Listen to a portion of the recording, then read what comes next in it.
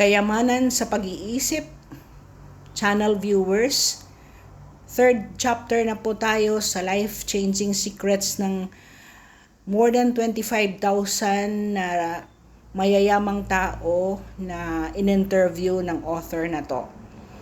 Kung hindi ka pa po nakapanood sa chapters 1, 2, pagkatapos mo nito makinig ay balikan niyo po.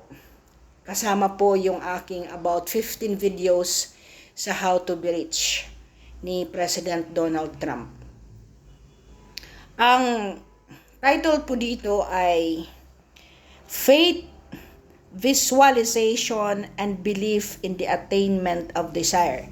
Kasi yung pangalawang chapter ay desire or pagmimithi ng iyong kalooban na ikaw ay maging mayaman o lumago ang buhay mo. Ang faith visualization. Naririnig nyo ba na ako ay nagrosaryo, ako ay nanalangin, ito ang mga panganalangin ko at ito ay nangyari. In scientific explanation, sabi po ng author na to, pag palagi nating binabanggit, di ba, may 6 akong pinasulat sa'yo na gagawin mo araw-araw sa chapter 2. So, balikan nyo po yun. Post muna tayo, kuha ka ulit. Sana, notebook na lang ang kunin mo para pag nagpaparite ako ng mga tips, isusulat mo at hindi mawawala ayon. Go, please get paper and pencil. Number 1. Tips sa pag-build ng confidence. Diba, tayo palaging may defeatist na attitude, yung hindi mo pa naumpisahan, sasabihin mo na hindi ko kaya yon. Meron akong kwento niyan sa aking anak. Diba yung mga bata, yung anak ko kasi ayaw kumain ng maitim. Nung bata pa siya. Kahit yung bread, pag kinain niya yan, tatanggalin yung side, ayaw niya yung brown. Yung isda po na tulingan, di ba may maitim na yon. He thought that yung part na itim na yon or yung sabangos na maitim, mapait yun. That is his visualization of what it could be na hindi pa nga niya tinitaste, may visualization na. Sa isang tao din, di ba?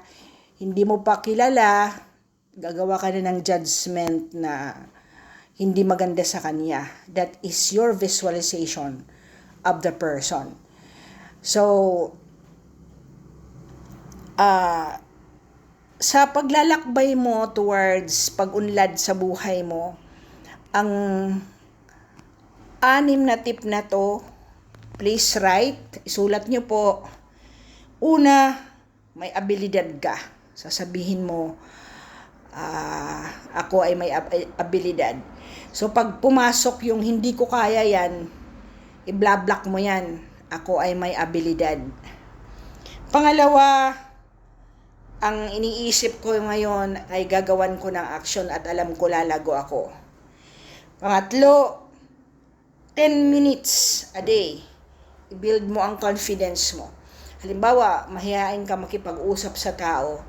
So, start talking with a stranger o kaopisina mo o kung sino man na may pag-aalinlangan ka na kausapin mo siya kahit casual lang na pag-uusap.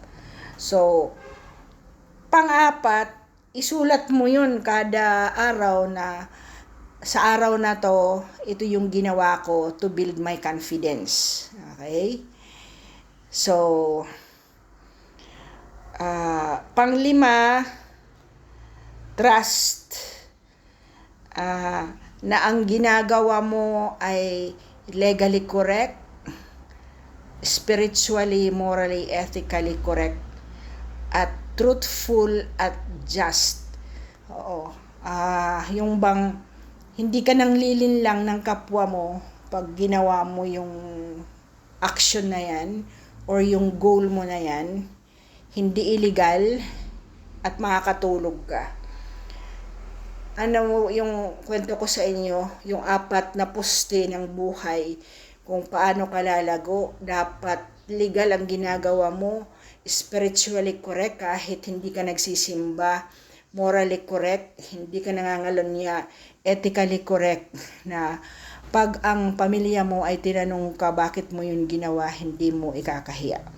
So, and ang pang-anim po ay ang subconscious mo na ini-instructan mo because of your prayer and faith is repeated. Now, kunyari iihi ka lang or magwawalis ka or alam mo yung hindi gumagana yung utak mo, keep on repeating that goal in your mind. Okay? So, para ma-translate po yung desire mo na yan, i-visualize mo 10 minutes. Let us say may panahon ka sa gabi after mo sinabi na meron akong pera na 150,000, 1 million by December 2025 or May 2025,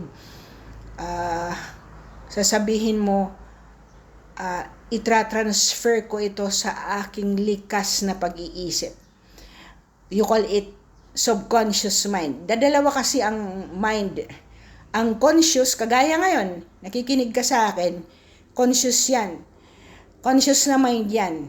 Pero, ang subconscious po, ito yung mga likas na ginagawa natin or out of the blue na lumalabas sa atin na hindi natin iniisip na mga dapat nating gawin. Naalala mo, ewan ko kung meron kayong lola or parents na sinasaway kayo. This holds true for the Chinese people. Sinasaway kayo na huwag kang magsabi na walang pera. Oo. Ako talagang ayaw ko yun. Ayaw ko yun na wala akong pera, buisit ako, pangit ako. Alam mo yung mga self-affirmation na napaka-negatibo ang tabako or ang pangit ng ugali niya, pangit ng ugali ko, masamang tao siya. Yung mga judgment na hayaan mo na lang, if they are bad, then so be it, they're bad. But for you to articulate it, wala naman siguro tayong karapatan yan. O, kahit ano pang sama niyan. Kagaya ng nangyayari sa ating, na nakakarindi yung mga pinagagawa doon sa Kongreso. If you keep on watching those things, parang pagod na pagod ka. May ka rin, may kaibigan ka rin na napaka-chismosa or lahat na lang problema. Di ba na ayaw ko niyan? Hindi ako nakikipagkaibigan talaga sa mga ganyan. So befriend happy people, befriend people with ambition. Yun ang sinasabi ko. Pag pobre ka, pobre pa rin ang kausap mo at kabarkada mo, nako, wala ka talagang iunlad. Kaya tingnan mo si President Trump. Why do rich people are attracted to each other? 'Di ba? Tingnan mo si President Trump, 'di ba? Ang kinukuha niyang mga kabinete niya talagang magagaling, 'di ba? So, bakit daw ang mga rich people nag-aasawa rin ng rich people? O tingnan mo yung nangyari kay Prince Harry ngayon, kay Meghan Markle, dahil hindi siya royal, 'di ba? She's out of maghihiwalay na yan sila. So, yan ang sinasabi ko, befriend people who can magnify your being, yung pagkatao mo ay lalakas. So, ito po yung 6, ulitin ko, abilidad mo, ay sasabihin mo may abilidad talaga ako, madiskarte ako. Ang iniisip ko ay mangyayari dahil sa aking action. 10 minutes na binivisualize mo, or may gagawin ka sa araw-araw na magbibuild ng confidence mo, ira-write down mo yun. Kahit palingkera ka, di ba?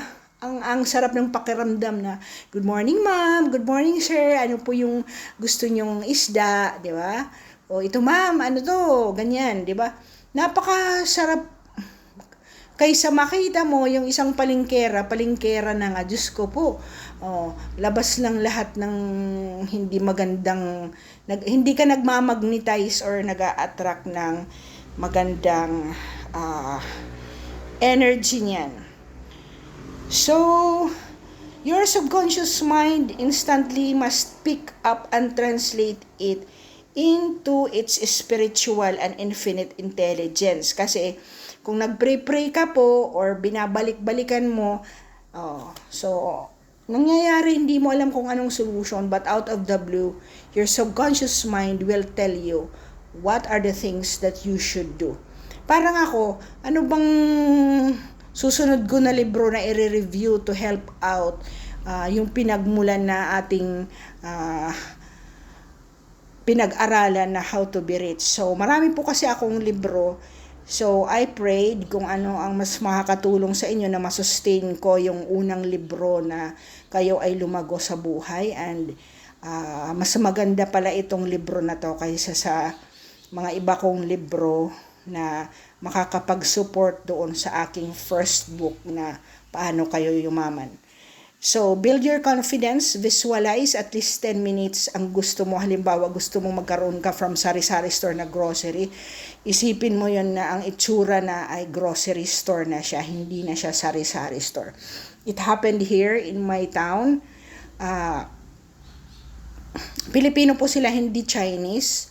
So, from a sari-sari store way back in 1970s ka, may kaklase po ako, pinsan ko po actually na distant relative ko. Isa na po sila sa rich grocery stores in my town. So, wala pong imposible i-visualize. Ako rin, i-visualize ko rin ang mga gusto ko sa buhay. At lahat po ng iyon ay nangyari sa akin. I visualize na gusto ko every 2 years ako yung ma-promote. At by the age of like this, director na ako, visualize ko po lahat. Yan dahil sa mga librong ito. With that, thank you for listening at bumabalik kayo. A subscription in my channel will give you a prompt each time that I have an uploaded motivational video for you to listen and be inspired. Salamat again, and let us engage each other in the next segment. Sana magko-comment po kayo.